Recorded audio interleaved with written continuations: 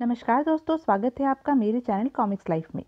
शुरू करते हैं अनिल मोहन जी द्वारा लिखा गया देवराज चौहान सीरीज का एक और मज़ेदार उपन्यास 301 करोड़ की चाबी। 301 करोड़ की चाबी। देवराज चौहान ने माहिम के एक ऐसे शराब खाने में कदम रखा जिसे कि बकायदा अवैध रूप से पुलिस को हफ्ता देकर चलाया जा रहा था। पीने पिलाने के पीछे 2-4 और भी गलत काम होते होंगे जिसके बारे में कोई बात खुल्लम खुल्ला नहीं थी। सब ठीक ठाक चल रहा था। भीतर प्रवेश करते ही सिगरेट की स्मेल और अजीब सी शराब की स्मेल देवराज चौहान की सांसों से टकराई। देवराज चौहान ने एक हाथ अपने चेहरे के आगे घुमाया, फिर आगे बढ़ गया। उस बड़े हॉल में कुर्सियां, टेबल और दीवार के साथ बैठने के लिए बेंच सटा रखे थे।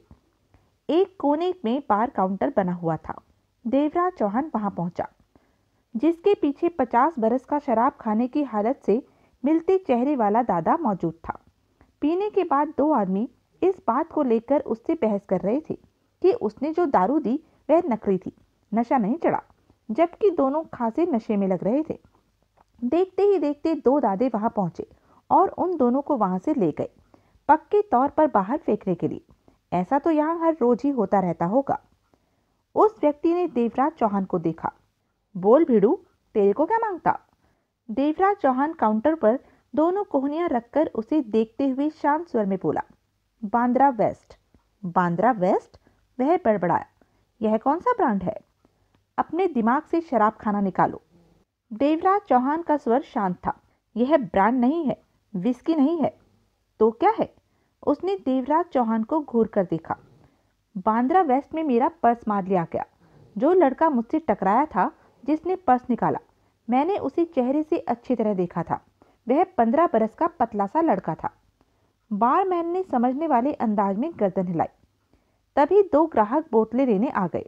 उसने पैसे लेकर बोतल उनके मुंह पर मारने वाले अंदाज में रखी। फिर देवराज चौहान को देखा। तो तुम्हें पर्स चाहिए? एकाएक वह मुस्कुराया। सिर्फ पर्स, रोकड़ा नहीं। पर्स में जरूरी कागज थे। देवराज चौहान बोला, देख भीड़ू, बांद्रा वेस्ट का ठेका इधर को नहीं है। मुझे किसी ने बताया कि इधर का ही है। तेरे को बोला ना, इधर को नहीं है। इसको वास्ते तेरे को विश्वराज के पास जाना होगा। बांद्रा का इलाका उसी के पास है। अगर तेरे को रोकड़ा नहीं चाहिए तो पर्स जिसमें जरूरी कागज है वह मिल जाएगा। वहां पहुंचकर जास्ती बात नहीं करने का। बोलना, बांद्रा वेस्ट में तेरा पॉकेट खल्लास हुआ, बिना रोकड़े के तेरे को पर्स चाहिए, मिल जाएगा। अगर तू जास्ती बोला तो तेरे को कुछ नहीं मिलने का। हाथ पांव टूटेगा सो अलग। शिवराज के आदमी डेंजर लोग हैं। लेकिन जाना कहाँ है? देवराज चौहान की निगाह उसके चेहरे पर टिकी हुई थी। धारावी, कहते हुए उसने सिर हिलाया। देवराज चौहान के होठ सिकुड़ गए। साउथ की साइड से भीतर प्रवेश करना। बाहर नानाजी के होटल का बहुत बड़ा बोर्ड लगा है। उस तरफ से जाने में तेरे को आसानी रहेगी। वहां जाकर विश्वराज का ठिकाना बहुत जल्दी मालूम हो जाएगा। कहते हुए वह हौले से मुस्कुराया। देवराज चौहान ने सिर हिलाया। जाने के लिए पलटने लगा तो बारमैन पुनः बोला, धारावी के बारे में जानता है? बहुत खतरे वाला इलाका है। तेरे जैसे शरीफों के लिए नहीं है ना। नाक की सीध में जाना और मुंडी घुमाकर इधर उधर मत देखना, नहीं तो जिसकी ज्यादा मुंडी हिलती है उसकी मुंडी ही गायब हो जाती है। तेरे को नहीं मालूम, वहां बिना मुंडी की लाशें अक्सर नजर आ जाती हैं। देवराज चौहान बिना कुछ कहे पलटा और वहां से बाहर निकल गया। नानाजी के होटल का बहुत बड़ा बोर्ड लगा हुआ था। क्षण भर ठिठक कर देवराज चौहान ने सिगरेट सुलगाई और आगे बढ़कर होटल में पहुंचने ही वाला था कि दादा टाइप व्यक्ति उसके सामने आ गया। धारावी के अंदर जाना मांगता? देवराज चौहान ने उसे गहरी निगाहों से देखा। वह 40 बरस का मवाली सा नजर आने वाला इंसान था। जीन की पैंट, चेक की शर्ट, मुंह के भीतर गाल में दबा रखा पान। सीधा बोल, क्या काम है? सब काम करवा दूंगा। किसी को साफ करना हो तो ऐसे से मिलवा दूंगा। चोरी का माल खरीदना बेचना हो तो उसका भी इंतजाम है मेरे पास। कैसा भी लफड़ा हो अपुन निपटाएगा। बदले में अपुन सिर्फ कमीशन लेगा। अपुन का कमीशन जास्ती नहीं होगा। सारा मामला फिट कर दूंगा। मुझे कुछ भी नहीं करवाना। देवराज चौहान ने शांत स्वर में कहा। तो पहले क्यों नहीं बोला भीड़ू? काहे को अपना धंधा खोटा करता है? वह बुरा सा मुंह बनाकर बोला। सिर्फ एक सवाल का जवाब दे दो। खाली खाली अपन किसी के सवाल का जवाब। एक सवाल के बदले 100 रुपया मिलेगा। निकाल पत्ता। देवराज चौहान ने जेब से 100 का नोट निकालकर हाथ में पकड़ा। विश्वराज किधर मिलेगा? पत्ता। पहले जवाब उधर को, बाजू वाली तीसरी गली में चला जा। दाईं तरफ की 2-3 गलियां पार करने के बाद विश्वराज के बारे में पूछ लेना। सरकता हुआ कभी न कभी तो विश्वराज तक पहुंच ही जाएगा। देवराज चौहान ने नोट उसकी तरफ बढ़ाया, जिसे लेकर जेब में डालता हुआ बोला, एक बात तो बता भीड़ू, तेरी को विश्वराज जैसे खतरनाक गैंगस्टर से क्या लेना है? कुछ नहीं। देवराज चौहान आगे बढ़ने को हुआ। सुन। उसने एकाएक देवराज चौहान की बांह पकड़ ली। अपुन का नाम खोखा है। खोखे की बात मान ले और विश्वराज के पास मत जाना। बहुत हरामी बंदा है, तो उसे नहीं जानता। जो भी काम हो किसी और को पकड़ कर करा ले। विश्वराज से दूर ही रहना। बाहर तो बाहर, धारावी में भी उसका आतंक है। अब इस बात के लिए भी 50-100 दूं? देवराज चौहान ने तीखी निगाहों से उसे देखा। खोखे ने उसकी बाँह छोड़ी और चुपते अंदाज में उसे देखते हुए पीछे हट गया। जा मर। खोखे की सलाह जो नहीं मानता वह मरता ही है। यह मुफ्त की सलाह थी। देवराज चौहान वहां से आगे बढ़ गया। खोखा शांत निगाहों से उसे जाते देखता रहा। कष्ट लेता हुआ देवराज चौहान धारावी की हद में प्रवेश कर गया। शाम का धुंधलका छिपने जा रहा था। देवराज चौहान जानता था, धारावी गैर कानूनी काम करने वालों के लिए स्वर्ग है। पुलिस से बचने के लिए बहुत अच्छी जगह है। पुलिस भी जब धारावी में कदम रखती है तो सोच समझ कर रखती है। खोखे के कहे मुताबिक देवराज चौहान दाईं तरफ आने वाली गलियों में 3 बार मुड़ा। हर तरफ छोटी पतली लंबी गलियों का जाल बिछा हुआ था।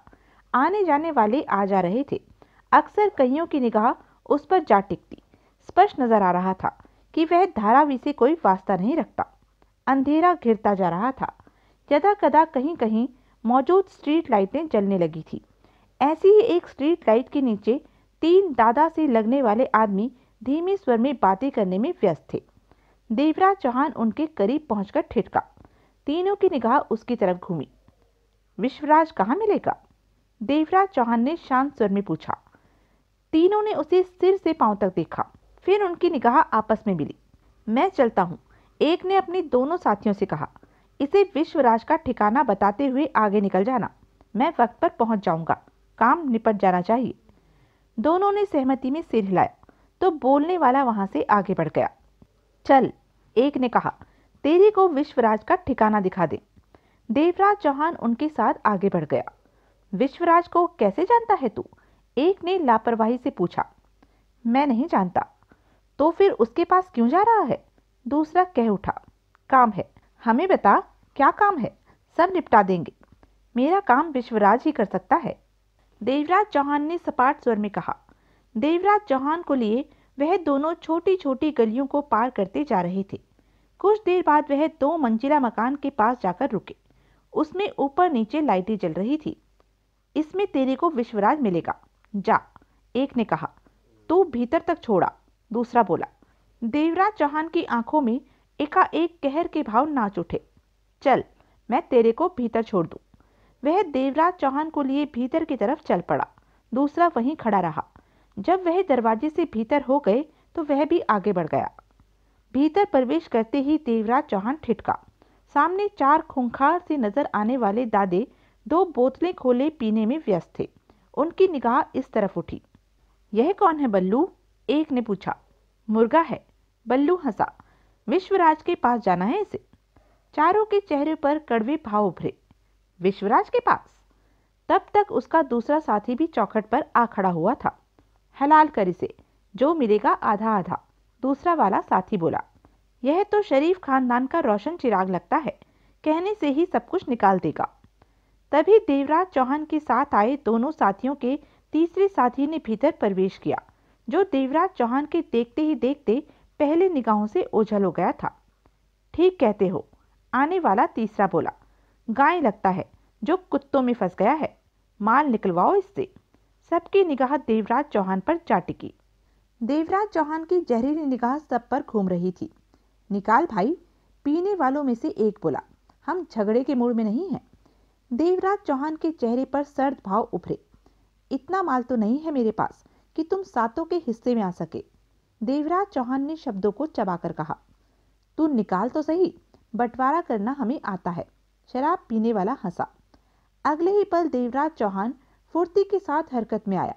उसने करीब खड़े आदमी की बांह पकड़कर तीव्रता से झटका दिया।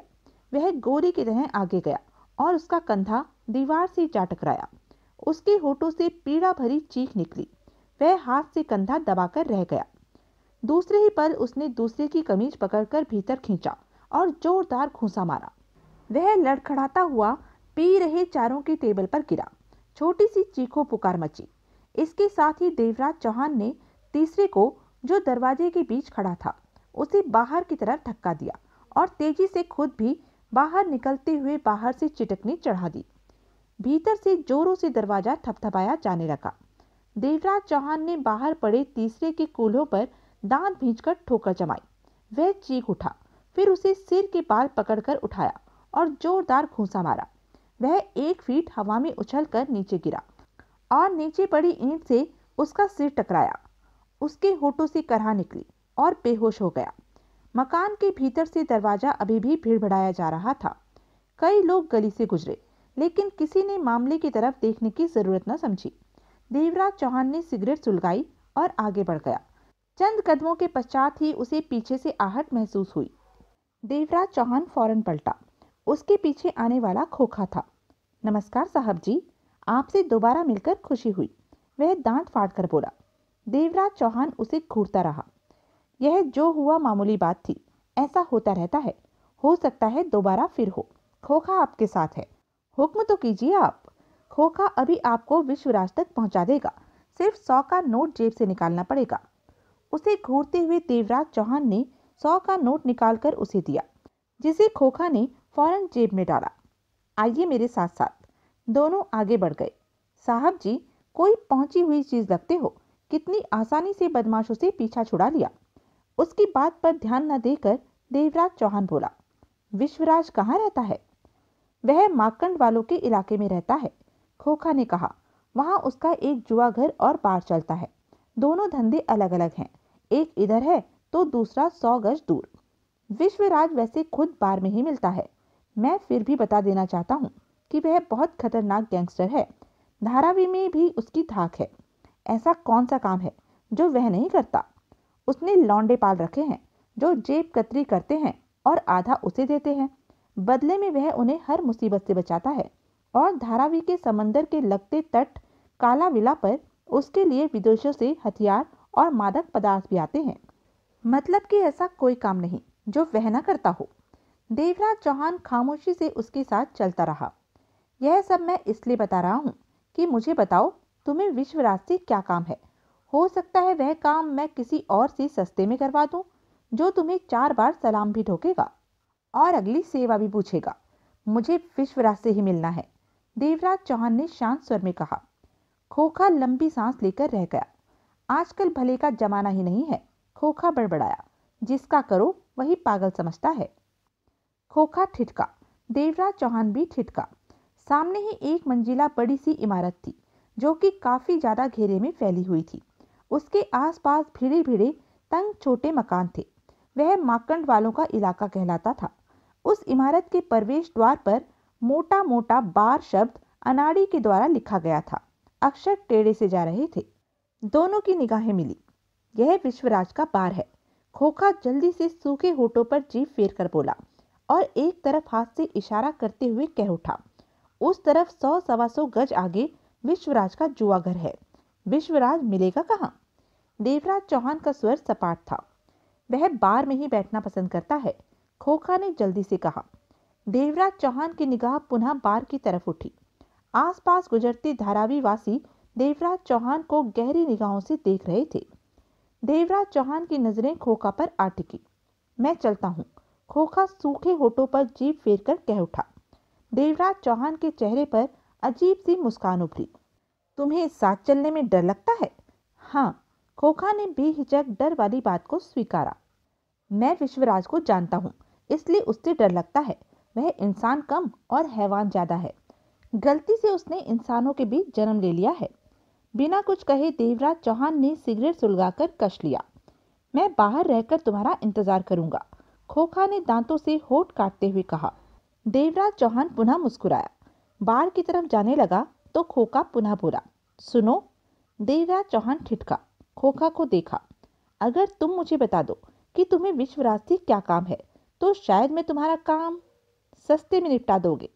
देवराज चौहान शांत स्वर में कह उठा। हाँ, खोखा ने जल्दी से गर्दन हिलाई।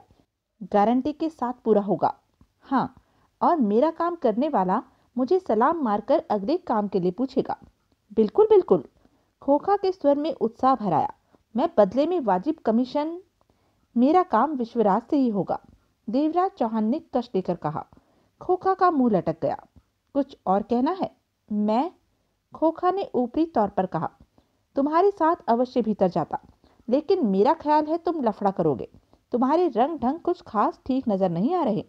ऐसे में कहीं विश्वराज यह न सोच बैठे कि मैं तुम्हें यहाँ लाया हूँ। देवराज चौहान खामोशी से पलटा और बार की तरफ बढ़ गया। खोखा गहरी सांस लेकर होठों ही होठों में बुदबुदाया। भला करना छोड़ दे।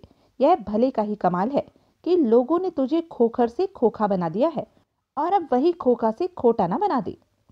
देवराज चौहान ने बार में प्रवेश किया। शाम के 8 बज रहे थे। बार आधी से ज्यादा भरा हुआ था। विस्की और सिगरेट की स्मेल वहां के वातावरण में फैली हुई थी। इस बार में कच्ची शराब से लेकर विदेशी विस्की तक हासिल होती थी। इस बार में दंगा न के बराबर ही होता था। इसकी एकमात्र वजह थी कि यह विश्वराज का बार था। दंगा करने वालों को संभालने के लिए वहां दादे मौजूद रहते थे, जिनके पास रिवॉल्वर मौजूद होती। ऐसों के वह हाथ पांव तोड़कर बाहर फेंक देते थे। देवराज चौहान ने ठिठक कर चारों तरफ नजर घुमाई। बहुत बड़े हॉल में टेबल और कुर्सियां डाल रखी थी, जिनके बीच गुजरने के लिए रास्ते थे। एक तरफ बेहद खूबसूरत बार काउंटर था, जिसके पीछे स्मार्ट सा बारमैन और उसके 2 सहायक खड़े थे। वहां मध्यम सा शोर उभर रहा था। तसल्ली भरी निगाह मारने के पश्चात देवराज चौहान ने बार काउंटर की तरफ कदम बढ़ाया। अगले ही पल वह ठिठका, चेहरा सपाट हो गया। कुछ दूर एक टेबल पर वह 20 वर्षीय छोकरा अपने 2 साथियों के साथ वहां बैठा था। उसके हाथ में विस्की या बियर का गिलास था। तीनों में दौर चल रहा था। उस लड़के ने भी देवराज चौहान को देख लिया था। टेबलें पार करता हुआ देवराज चौहान उस टेबल की तरफ बढ़ा। उसे अपनी तरफ बढ़ते पाकर लड़का सतर्क सा हो गया। देवराज चौहान टेबल के करीब पहुंचकर ठिठका। लड़के को देखते हुए उसने कश लिया और सिगरेट टेबल पर पड़ी ऐश ट्रे में मसलकर भावहीन स्वर में बोला, मेरा पर्स कहाँ है? लड़के के चेहरे पर कड़वे भाव फैले। तेरा पर्स बांद्रा में उड़ाया था ना? वह जहरीले अंदाज में हंसा। देवराज चौहान उसे देखता रहा। मैं इसलिए पूछ रहा हूँ कि आज 8 पर्स मारे हैं। तुझे पूछकर अपनी बात पक्की कर रहा हूँ। अपने पर्स की खातिर मैं यहाँ आया हूँ, देवराज चौहान ने पूर्वता लहजे में कहा। लड़का और उसके दोनों साथी व्यंग से हंस पड़े।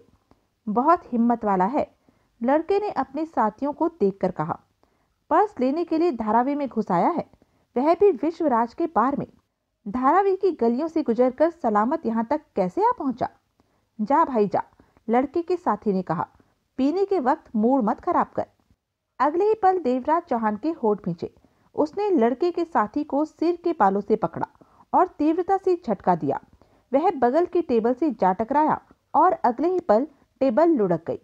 उस पर रखा सारा सामान और विस्की की बोतल नीचे जा गिरी। उस पर 2 दादे मौजूद थे, जो हड़बड़ाकर खड़े हो गए, परंतु उन्होंने देवराज चौहान की तरफ बढ़ने की कोशिश नहीं की। बार में झगड़ा फसाद जो करता था, विश्वराज के आदमी उसे खासा सबक सिखा देते थे। दूसरे ही पल लड़के की कमीज का कॉलर पकड़कर सीधा खड़ा किया। लड़के को आशा नहीं थी कि कोई विश्वराज के बार में आकर उसके साथ ऐसा भी कर सकता है। मेरा पर्स? देवराज चौहान ने शब्दों को चबाकर कहा। मेरे पास नहीं है, लड़के ने तीखे स्वर में कहा। तुमने मेरे दोस्त के साथ जो किया वह तुम्हें भुगतना पड़ेगा। तुम नहीं जानते कि तुमने विश्वराज के बार में। उसके शब्द पूरे होने से पहले ही देवराज चौहान ने उसकी कमीज का कॉलर छोड़ा और जोरदार घूसा उसके गाल पर पड़ा। लड़के के पांव उखड़े और वह दूसरी टेबल पर जा गिरा। टेबल पर रखी विस्की की दोनों बोतलें नीचे जा गिरी और टूटकर बिखर गई। लड़का टेबल के साथ एक अन्य आदमी को लिए नीचे जा गिरा, जिसके हाथ में विस्की का गिलास थमा था। इसके साथ ही बार में एक बार की खामोशी सी छा गई। मौजूदा लोग सब बड़े बड़े दादा थे, परंतु किसी ने भी देवराज चौहान की हरकत पर अपनी दादागिरी दिखाने की चेष्टा नहीं की थी। देवराज चौहान ने वहां छाई खामोशी को महसूस किया और पुनः आगे बढ़ा। लड़के के पास पहुंचा। लड़का कांच की टूटी बोतलों के शीशों पर पड़ा था। कई जगह उसके बदन में कांच चुभा था, जहां से खून रिसना आरंभ हो गया था। उसने कुछ डरी सी निगाहों से देवराज चौहान को देखा। पर्स? देवराज चौहान के होठों से सपाट स्वर निकला। तुम यहां से बचकर नहीं जा सकते, लड़के ने हिम्मत करके कहा। तुम? तभी वहां दो दादे से नजर आने वाले आदमी आ पहुंचे। देवराज चौहान फौरन घूमा, नजरें मिली। देवराज चौहान की आंखों में सर्द भाव उभरे। क्या बात है जनाब? एक ने जहरीले स्वर में पूछा। देवराज चौहान ने लड़के को देखा। मैंने दिन में इसका पर्स मारा था। यह पर्स की तलाश में यहां आकर। समझे समझे, दूसरे ने व्यंग भरे स्वर में कहा और देवराज चौहान को देखा। पर्स में मेरे जरूरी कागजात हैं। देवराज चौहान का लहजा सर्द था। तो हमें कहा होता जनाब, पहला कड़वे स्वर में ही बोला। आप जैसों की सेवा के लिए ही तो हम मौजूद हैं। आइए, हम आपको पर्स देते हैं। मारपीट में क्या रखा है? आइए आइए। देवराज चौहान की आंखों में छाए सर्द भाव गहरे हो गए। कहाँ चलना है? इधर, थोड़ा सा। दूसरे के शब्दों में खतरनाक भाव छलके। उसके बाद कष्ट नहीं होने देंगे आपको। पहले ने नीचे गिरे लड़के को उठाकर एक तरफ खड़ा करते हुए कहा। तगड़ा पैग मार, सब ठीक हो जाएगा। लड़के ने खा जाने वाली निगाहों से देवराज चौहान को देखा। जिंदा मत छोड़ना इसे, लड़का गुर्राया। देवराज चौहान के चेहरे पर खतरनाक मुस्कान उभरी। चलो, पहले वाले ने देवराज चौहान को देखा। तुम लोग आगे चलो, मैं साथ साथ चलता हूं। देवराज चौहान ने सर्द लहजे में कहा। आओ। देवराज चौहान उनके साथ आगे बढ़ता हुआ एक दरवाजे के पीछे चला गया। बार का रंग ढंग सामान्य नजर आने लगा। सब जानते थे कि लफड़ा करने वालों को वह दादे सलामत नहीं छोड़ेंगे। लड़का बार काउंटर पर पहुंचा। मोटा पैक दे। लड़के के चेहरे पर गुस्सा उभरा पड़ा था। वह काउंटर पर हाथ मारकर बारमैन से बोला। लड़के ने पैक समाप्त ही किया था कि बारमैन के चेहरे पर सख्त पकाहट के भाव उभरे। वह लड़के को कुछ कहना चाहता था कि करीब ही आहट पाकर लड़के ने सिर घुमाया। उसके एक कदम के फासले पर देवराज चौहान खड़ा था। तुम? लड़का हड़बड़ा सा उठा। देवराज चौहान ने सिगरेट सुलगाई। वह कहाँ है? लड़का खुद को संभालने की पूरी चेष्टा कर रहा था। यह शब्द बरबस ही उसके होठों से निकले। जिधर मुझे लेकर गए थे, देवराज चौहान ने सपाट स्वर में कहा।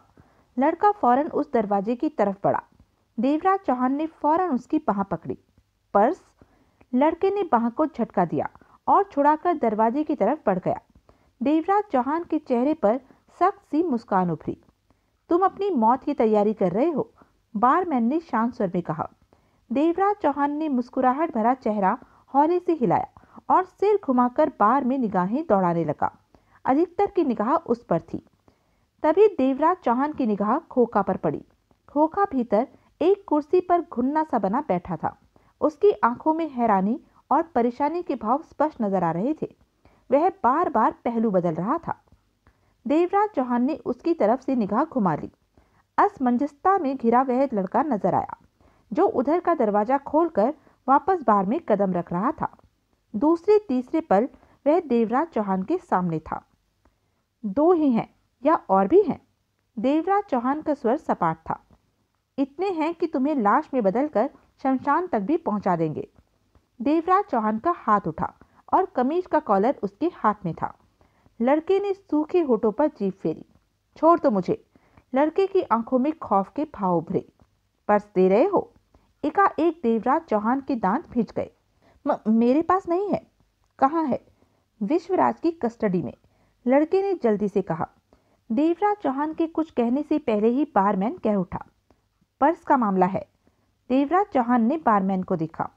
वह इससे नहीं मिलेगा, बारमैन ने पूर्वता लहजे में कहा। देवराज चौहान ने उसकी कमीज का कॉलर छोड़ा और खास अंदाज में उसकी कनपट्टी पर वेग के साथ घूंसा मारा। लड़के के होठों से चीख सी निकली और नीचे गिरते हुए बेहोश हो गया। मौजूदा लोगों की फुसफुसाहटें उभरी। देवराज चौहान ने सिगरेट का कश लेकर बारमैन को देखा। किससे मिलेगा पर्स? देवराज चौहान का लहजा सपाट था। शिवनाथ से। बारमैन ने उसकी आंखों में झांका। लेकिन बार में आकर तुम जो कर रहे हो उसके बाद तुम पर्स के नहीं, मौत के हकदार हो। शिवनाथ विश्वराज का आदमी है। कहाँ मिलेगा शिवनाथ? बारमैन ने होठ भींचकर उसे घूरा। फुट ले, मरना है क्या? अभी तेरी हरकत भीतर तक नहीं पहुंची। बारमैन ने दबे स्वर में कहा। खुद को 30 मार खाम मत समझना। बार में एक से एक दादा मौजूद है। विश्वराज के कारण खामोश है, वरना। शिवनाथ कहाँ मिलेगा? देवराज चौहान ने उसकी बात काटी। ठीक है, तू कहता है तो शिवनाथ से भी मिल ले। बारमैन ने धमकी भरे लहजे में कहा और काउंटर के नीचे लगे बटन को दबा दिया। बेल कहीं दूर थी, आवाज नहीं सुनाई दी, परंतु 10 सेकंडों में बार का अन्य दरवाजा खुला और 3 खतरनाक से नजर आने वाले दादों ने वहां कदम रखा।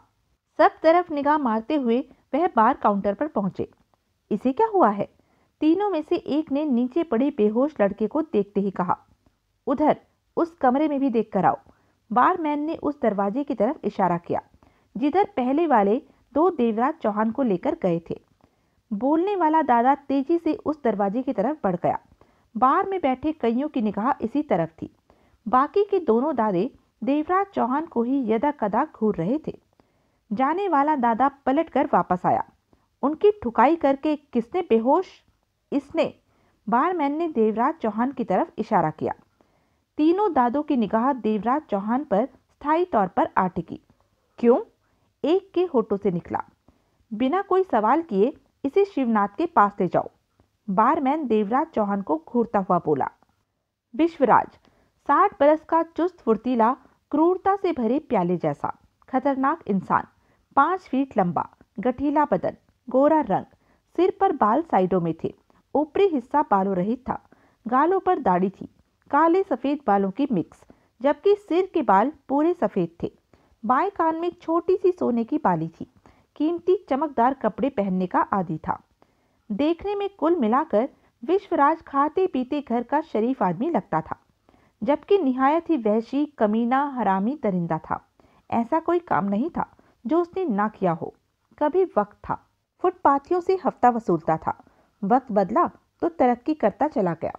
छोटे छोटे धंधों से गुजरता हुआ आज की तारीख में हर बड़े धंधे में अपनी टांग फंसा रखी थी। उसके नाम का सिक्का चलता था, लेकिन छोटे धंधों से भी उसने हाथ नहीं खींचा था। आदत से मजबूर था कि पैसा जहां से भी आए आने दो। शाम को 4 बजे बार में आया था और अपने 10 आदमी साथ ले गया था। वजह थी कुबेर सिंह, जो कि घोर पड़े के लिए काम करता था और रात को उसके 1.5 करोड़ के सोने के बिस्कुटों पर हाथ फेर लिया था। उसके आदमी तट से सोने की डिलीवरी लेकर आ रहे थे और रास्ते में मौका देखकर 20 आदमियों के साथ धावा बोलकर सोना छीन लिया था, जबकि सोने के साथ उसके सिर्फ 4 आदमी थे, जिनमें से 2 उसी वक्त खत्म हो गए थे और बाकी के 2 किसी तरह जान बचाकर घायल अवस्था में भाग निकले थे और अब अस्पताल में थे। विश्वराज क्रोध में उबलता हुआ दिन भर घोर पड़े के कई फोन नंबरों को मिलाता रहा। वह घोर पड़े से बात करके अपना सोना शराफत से वापस लेना चाहता था, परंतु हर जगह से उसे यही जवाब मिला कि मालूम नहीं घोर पड़े साहब कहाँ हैं। विश्वराज समझ गया कि घोर पड़े जानबूझकर उससे बात नहीं करना चाहता। खून तो पहले ही उबल रहा था, अब और उबल पड़ा। अपने चुनिंदा 10 खतरनाक आदमियों को लेकर कुबेर सिंह की तलाश में निकल पड़ा। विश्वराज की खासियत थी कि वह काम को अपने आदमियों के ऊपर न छोड़कर खुद उनके साथ मिलकर काम करता था। तलाश करता करता विश्वराज करीब 8 बजे कुबेर सिंह के पास पहुंचा, जो कि घोर पड़े की शाबाशी और इनाम के नोट लेने के बाद मौज मस्ती के मूड में अपनी छम्मक छल्लों के साथ बैठा उसके हाथ से बने पैगों से नशा बढ़ाने में व्यस्त था। वैसे उसका प्रोग्राम तो रात भर जश्न मनाने का था। विश्वराज ने अपने 8 आदमियों को बाहर घेरा डालने को कहा और खुद 2 आदमी लेकर मकान के मुख्य द्वार पर पहुंचकर बेल दबाई। दूसरी बार बेल दबाने से भीतर से नारी का मीठा स्वर कानों में पड़ा। कौन? विश्वराज ने दांत भींचकर अपने साथ खड़े आदमी को इशारा किया। वह फौरन ऊंचे स्वर में बोला, दरवाजा खोलो, कुबेर सिंह के लिए मैसेज है। क्षण भर की चुप्पी के पश्चात औरत का संभला सा स्वर आया, कौन कुबेर सिंह? मैं। दरवाजा खोलो, वह आदमी दबंग स्वर में कह उठा। घोरपड़े ने यहाँ भेजा है। उसका काम है। घोरपड़े ने कहा है कि कुबेर सिंह यहीं पर है। चाहो तो घोरपड़े को फोन कर लो, तसल्ली हो जाएगी। 2 पल के लिए भीतर से बिल्कुल ही खामोशी सी छा गई। हम जाएं या दरवाजा खोलते हो? विश्वराज के पास खड़ा आदमी पहले वाले लहजे में बोला। विश्वराज का चेहरा क्रोध से खिंचा पड़ा था। चंद सेकंडों के पश्चात दरवाजा खोलने की आहट उभरी। दरवाजा खुला। कुबेर सिंह का पत्थर सा भारी चेहरा चमका। क्या है? कुबेर सिंह ने सामने खड़े आदमी को देखा। वह नशे में लग रहा था। आंखें भारी हो रही थी। इस समय वह किसी से भी बात करने के मूड में नहीं था। घोरपड़े के नाम पर उसे दरवाजा खोलना पड़ा था। विश्वराज पर जल्दबाजी में उसकी निगाह नहीं पड़ी थी। विश्वराज ने सामने आकर फौरन अपनी मौजूदगी का एहसास कराया। विश्वराज को एकाएक सामने पाकर कुबेर सिंह हक्का पक्का रह गया। आज तो मजे लूटे जा रहे हैं कुबेर सिंह, विश्वराज ने जहरीले स्वर और भिजे दांतों से कहा। कुबेर सिंह के होठों से एक शब्द भी नहीं निकला। विश्वराज ने एक कदम आगे बढ़ाया। कुबेर सिंह ने जल्दी से दरवाजा बंद करना चाहा, परंतु विश्वराज की पिंडली बीच में अटक गई। कुबेर सिंह के चेहरे का रंग फक पड़ गया। विश्वराज की मर्जी के बिना दरवाजे बंद नहीं होते कुबेर सिंह, विश्वराज शब्दों को चबाकर बोला। कुबेर सिंह ने सूखे होठों पर जीभ फेरते हुए फौरन जेब से रिवॉल्वर निकाली, परंतु तब तक विश्वराज के साथ खड़े दोनों आदमियों के हाथों में रिवॉल्वर चमक उठी। विश्वराज जहरीले अंदाज में हंस पड़ा। कुबेर सिंह, जब तक तेरी रिवॉल्वर का रुख मेरी तरफ होगा तब तक तो जाने कितनी गोलियां तेरे शरीर में दफन हो चुकी होंगी। फेंक दे, अब यह खिलौना तेरे लिए बेकार है।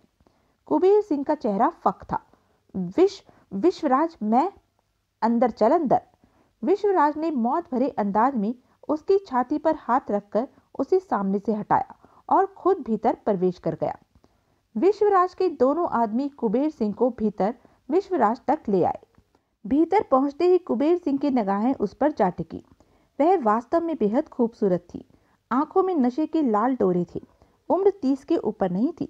5'5" की उसकी लंबाई, शरीर की बनावट जानलेवा थी, परंतु यह सब देखकर उसका रंग फक पड़ा हुआ था। विश्वराज उसे देखकर व्यंग और खुशी भरे भाव में हंसा। क्या नाम है तेरा? सोनिया।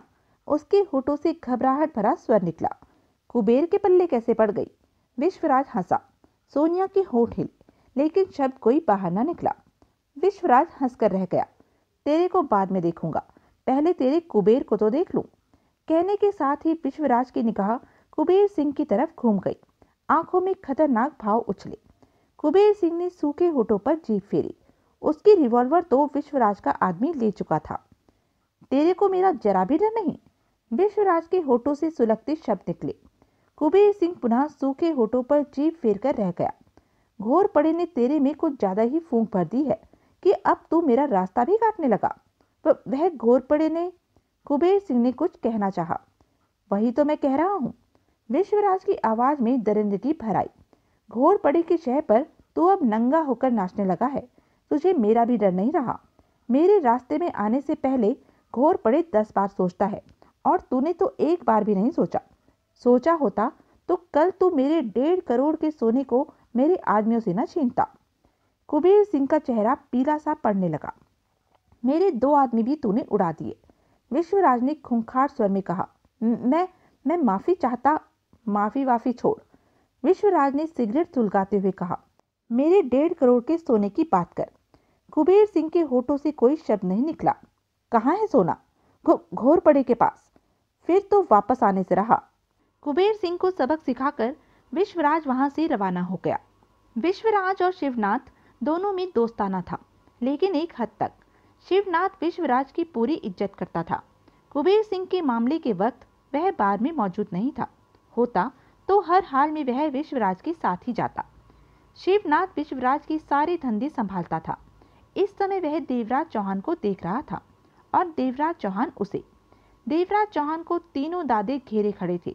एकाएक देवराज चौहान ने एक कदम आगे बढ़ाया और कुर्सी खिसकाकर उस पर जा बैठा। चेहरे पर मुस्कान उभरी। मेरे बैठने पर किसी को ऐतराज तो नहीं? देवराज चौहान का स्वर इतना मीठा था कि सुनने वाला सुलग कर रह जाता, लेकिन वहां शांति छाई रही।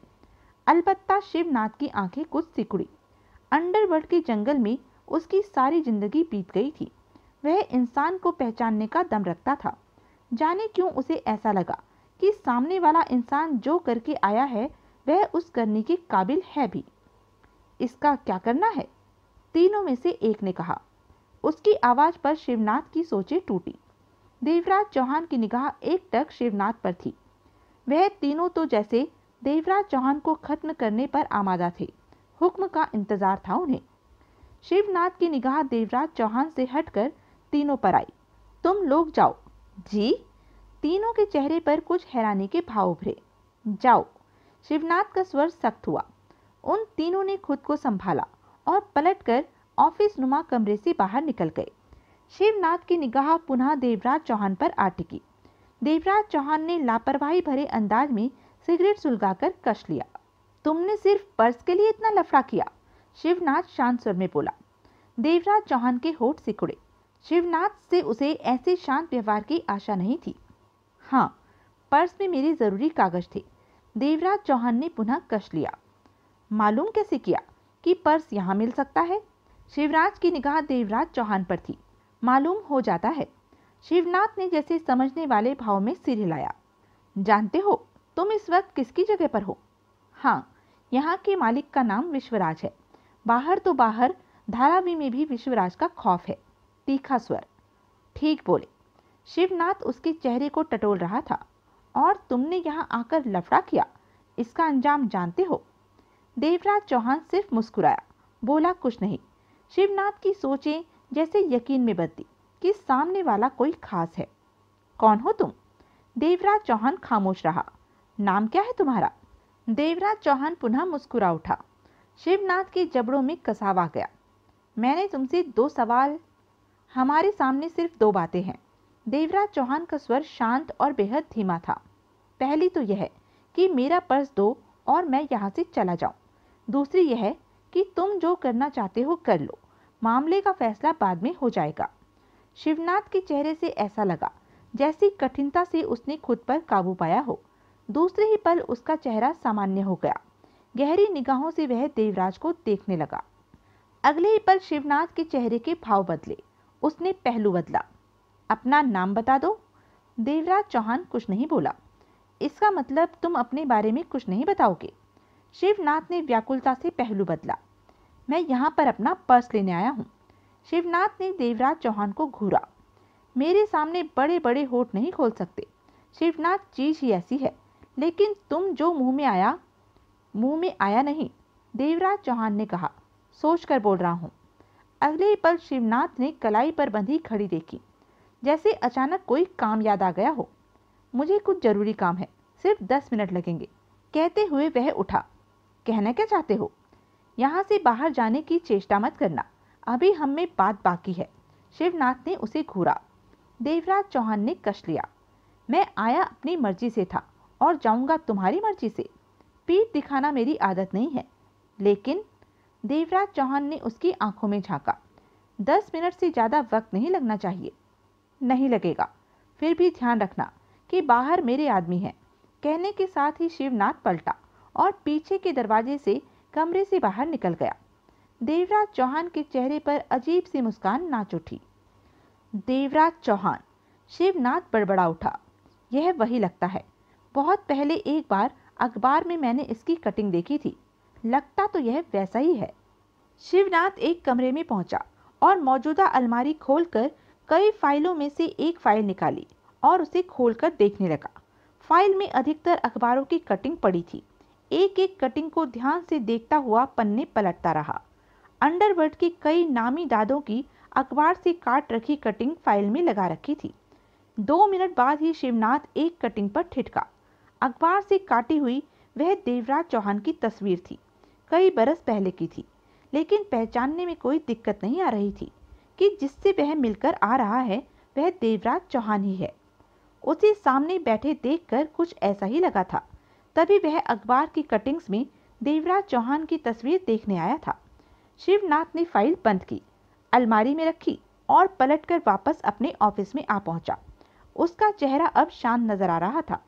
देवराज चौहान पर निगाह पड़ते ही वह मुस्कुराया और कुर्सी पर बैठते हुए शांत स्वर में बोला, अगर तुम अपना नाम बता देते तो क्या हर्ष था? क्या नाम जाना मेरा? देवराज चौहान। मेरे पास तुम्हारी तस्वीर है, अखबार वाली। शिवनाथ पुनः मुस्कुराया। मेरा पर्स? पर्स तुम्हें वैसा ही मिलेगा जैसा तुम्हारी जेब में था। शिवनाथ ने शांत मुस्कान के साथ कहा। क्या लोगे? ठंडा, गरम, बियर, विस्की, रम या सिर्फ पर्स? देवराज चौहान की निगाह उसके चेहरे पर थी। इतने भी रूखे मत बनो। शिवनाथ हंसा। तुमसे मिलकर मुझे अच्छा लगा। मैं तो पहले ही समझ गया था कि यहाँ आकर लफड़ा करने वाला कोई मामूली इंसान नहीं हो सकता। तुम तो... मेरा पर्स? देवराज चौहान की आवाज में हल्की सी सख्ती उभरी। शिवनाथ के कुछ कहने से पहले ही दरवाजा खुला और विश्वराज ने भीतर प्रवेश किया। देवराज चौहान और शिवनाथ की नजरें उसकी तरफ गई। कुबेर सिंह मिला? शिवनाथ एकाएक सतर्क सा नजर आने लगा। वह उठ खड़ा हुआ था। हाँ। विश्वराज देवराज चौहान पर लापरवाही भरी निगाह मारते हुए कह उठा। मिला, सब ठीक हो गया। लेकिन सोना तो... वह नहीं मिल सकेगा। विश्वराज के दांत खिंच गए। सोना घोरपड़े के पास पहुंच चुका है। ओह! शिवनाथ के दांत खिंच गए।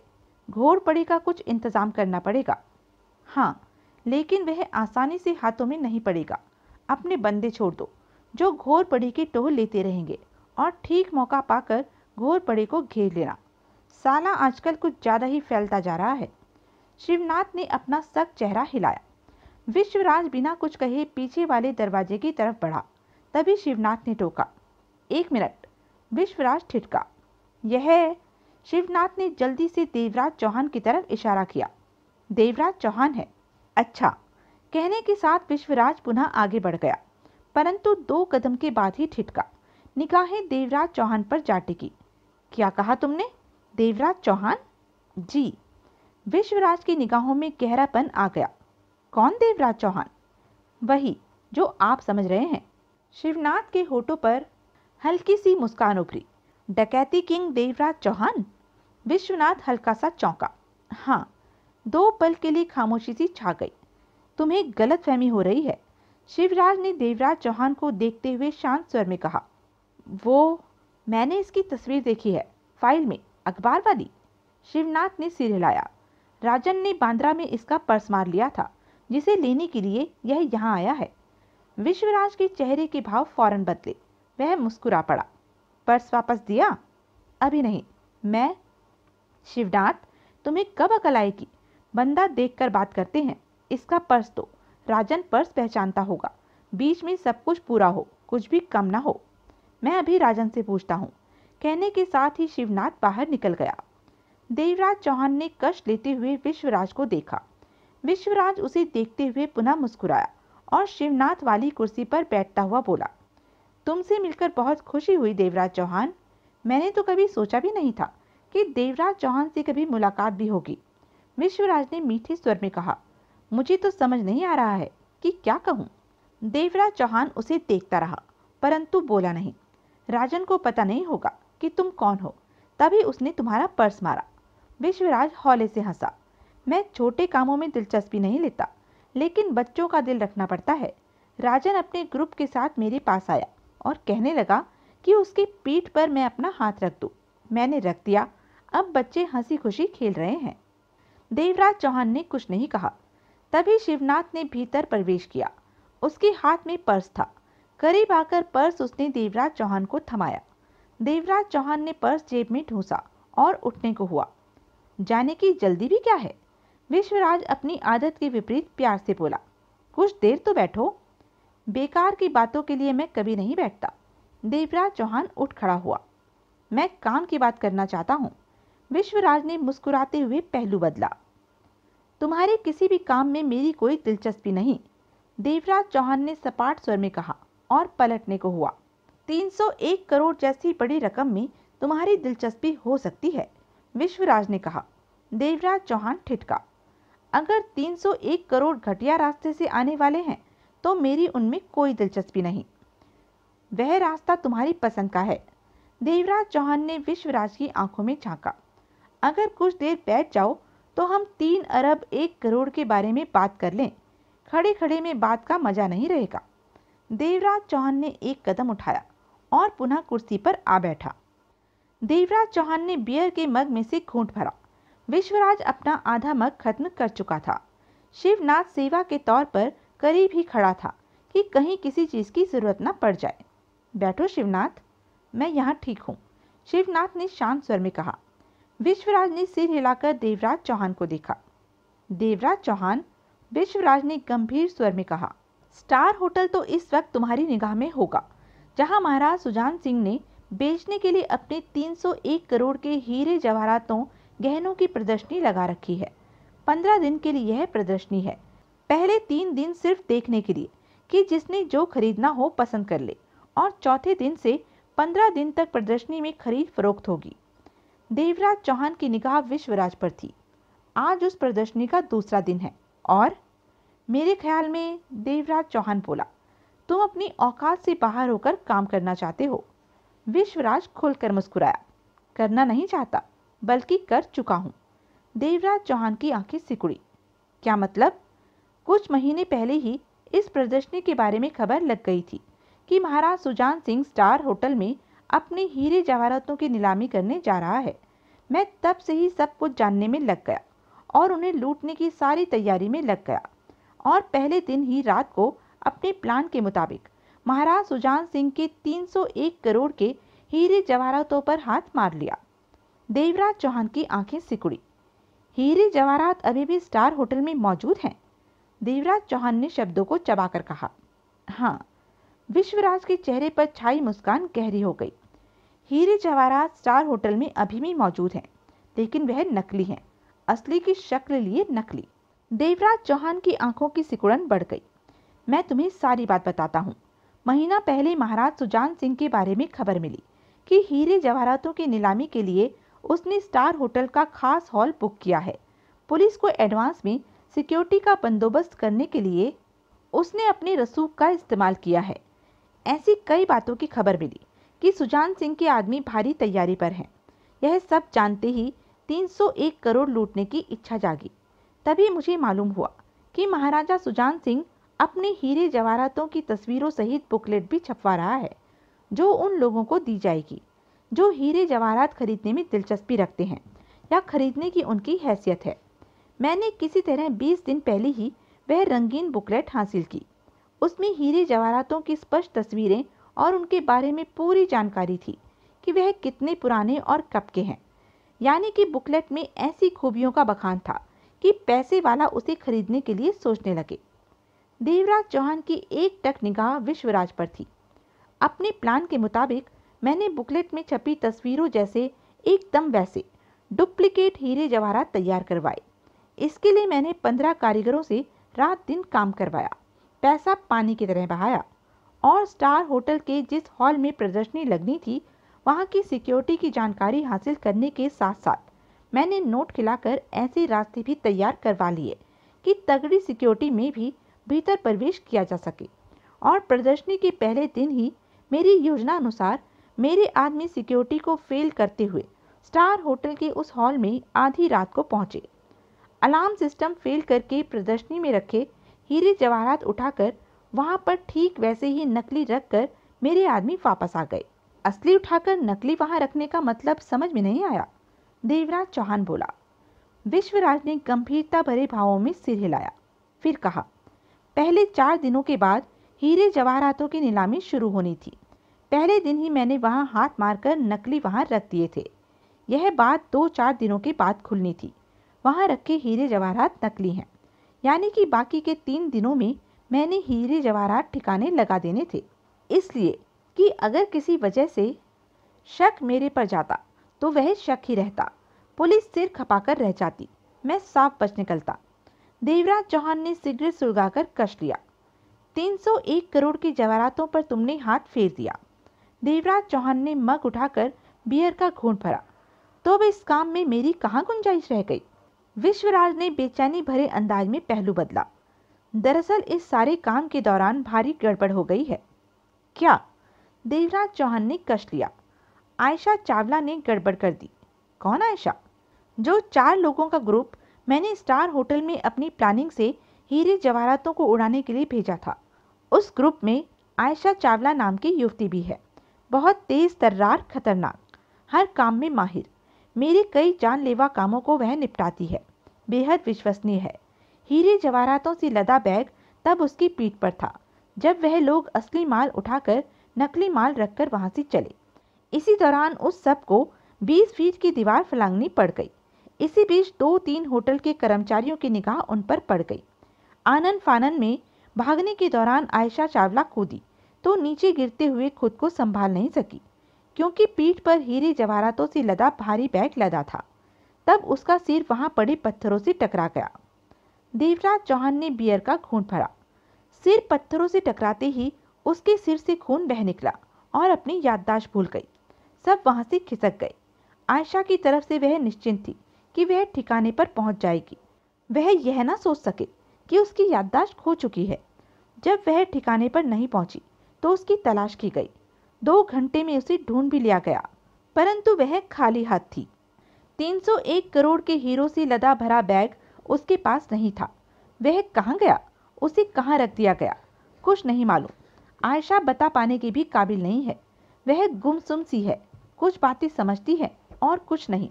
बैग के बारे में, डकैती के बारे में उसे कुछ भी नहीं मालूम कि उसने क्या किया और बैग कहाँ रखा है। देवराज चौहान ने बियर का मग खाली किया। शिवनाथ सतर्क सा पास ही में खड़ा था। बियर और लाओ शिवनाथ, विश्वराज बोला। शिवनाथ पलटा। जरूरत नहीं। शिवनाथ ठिठका और वापस पलट गया। विश्वराज ने सिर हिलाया और अपनी बात जारी रखी। उसकी याददाश्त वापस लाने के लिए मैं कल से कोशिश कर रहा हूँ, लेकिन कोई फायदा नहीं हुआ। डॉक्टर का कहना है कि जिन हादसों के दौरान आयशा की याददाश्त गई है वह उन्हीं हादसों से गुजरे तो शायद उसकी याददाश्त वापस आ जाए। विश्वराज का स्वर गंभीर था। देवराज चौहान ध्यानपूर्वक उसकी बात सुन रहा था।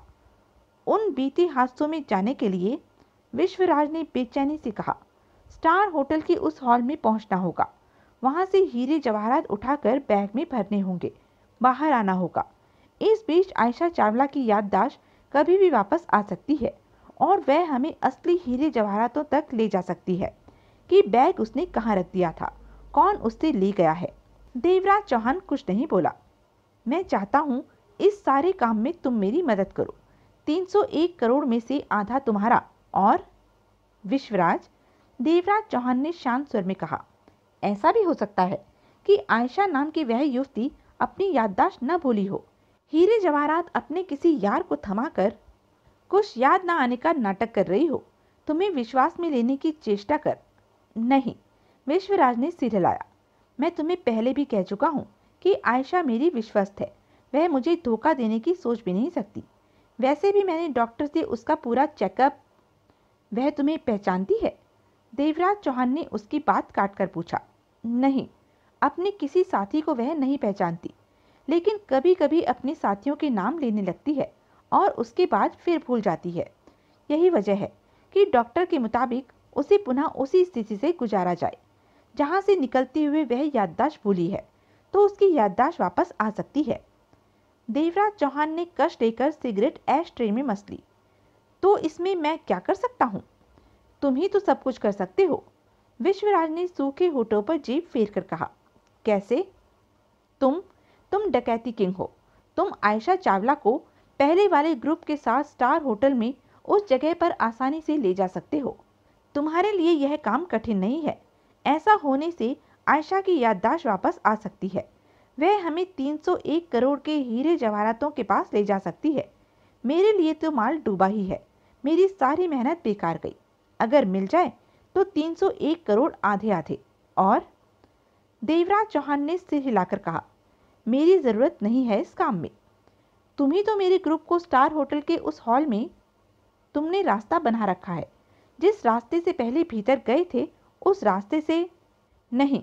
वह रास्ता सिर्फ एक ही बार के लिए था। एक बार के लिए मैंने 50 लाख खर्चे थे।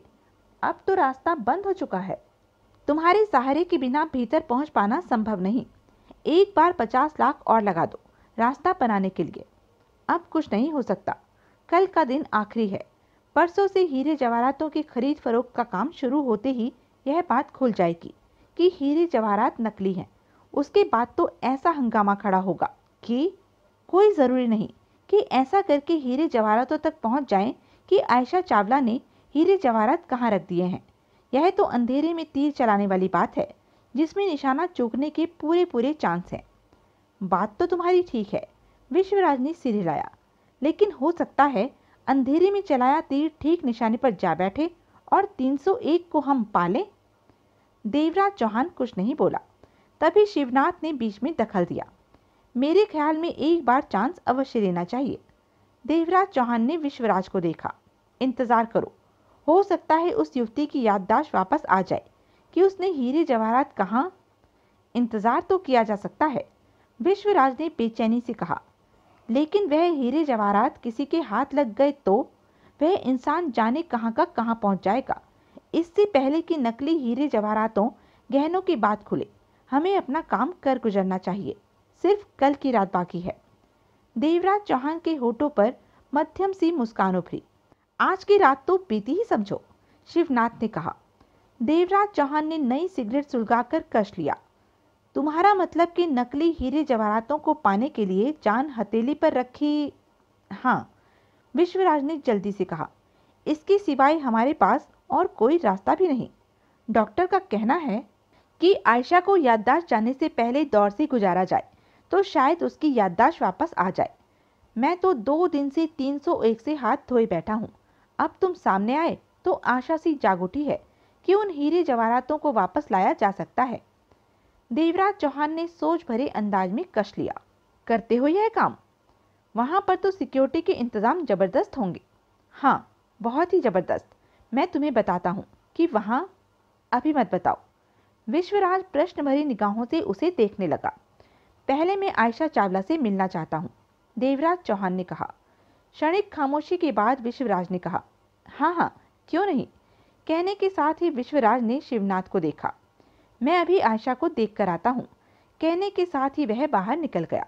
विश्वराज ने पुनः देवराज चौहान को देखा। आयशा की तबीयत भी तब से ढीली रहती है। कई बार डॉक्टर उसे नींद का इंजेक्शन दे जाता है। देवराज चौहान कुछ नहीं बोला। शिवनाथ वापस पलट आया। आयशा ऊपर वाले कमरे में है, उसने भीतर आते ही कहा। तो यह थी अब तक की कहानी। आगे की कहानी जानने के लिए बने रहें मेरे साथ। और हाँ, मेरे चैनल को लाइक, शेयर और सब्सक्राइब करना ना भूलें। धन्यवाद।